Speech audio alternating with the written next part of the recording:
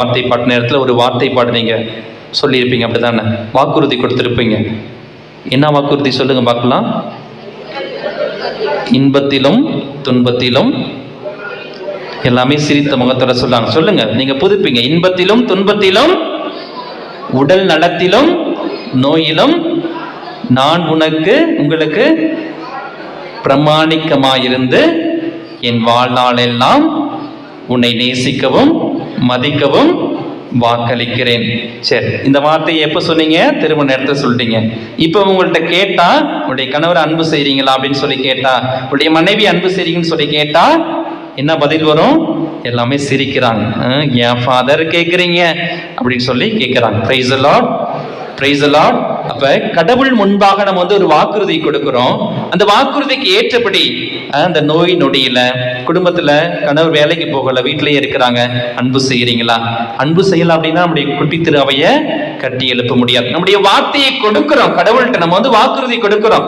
என் கணவரை, என் மனைவி அன்பு செய்யற நான் ஏற்றுக்கொள்றேன், விட்டு கொடுக்கின்றேன் அப்படின்னு சொல்லி கொடுக்கிறோம். அந்த வார்த்தைக்கு ஏற்றபடி நீங்க வாழ்ந்து பாருங்களேன், உங்களுடைய குடும்பத்தில் ஆசீர்வாதம் இருக்கும். ஆனா மனிதர்களாக இருக்கின்ற நாம் நிறைய நேரத்தில் அந்த ஆசீர்வாதத்தை நம்ம இழந்து போயிருக்கின்றோம். So we must take an effort, we must take an attempt to love each other, to understand each other. If you have lack of love, there will be always separation. If you don't have understanding, if you are misunderstanding, there will be always a separation. They look for divorce and so on. அப்ப நம்முடைய வாழ்க்கையில நாம் ஒருவர் மற்றவரை முழுமையாக அன்பு செய்து, என்னுடைய மனைவி தானே, என்னுடைய கணவர் தானே, சரி பரவாயில்ல, இப்படி விட்டு கொடுத்து மன்னித்து ஏற்றுக்கொண்டு கஷ்டமான சூழ்நிலை பகிர்ந்து உரையாடுகின்ற பொழுது, எடுக்கின்ற முயற்சிகள்ல ஒருவர் மற்றவரோடு கலந்து ஆலோசிக்கின்ற பொழுது அந்த குடும்பம் மகிழ்ச்சியா இருக்கும். ஆண்டவருடைய அன்பில் நிச்சயமா நிலைத்து இருக்க முடியும். ஆதாம் ஏவாள் அவருடைய குடும்பத்தை கடவுள் ஆசீர்வதித்தார். மகிழ்ச்சியா இருந்தாங்களா இல்லைங்களா?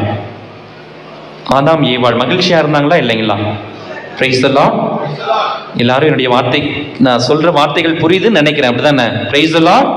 அப்ப அவங்க மகிழ்ச்சியா இருந்தாங்க, எந்த கவலையுமே இல்லை. கவலை இருந்துச்சா?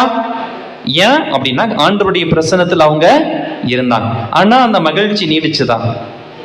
அந்த மகிழ்ச்சி நீடிக்கல.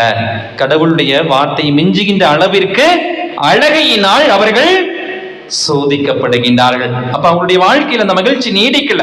ஆண்டவருடைய வார்த்தைக்கு கீழ்ப்படிந்திருந்தாங்க அப்படின்னா நிச்சயமா அவர்கள் மகிழ்ச்சியாக இருந்திருப்பார்கள். இப்ப நாமும் நம்முடைய குடும்பத்துல உங்க பிள்ளைங்க பெற்றோர்களா இருக்கின்ற நீங்க உங்க பிள்ளைங்க சொல்றதெல்லாம் கேட்டு, நல்லா படிப்பா, நல்லா எக்ஸாம் எழுதிட்டு வா, வீட்டுல இந்த வேலையை செய்,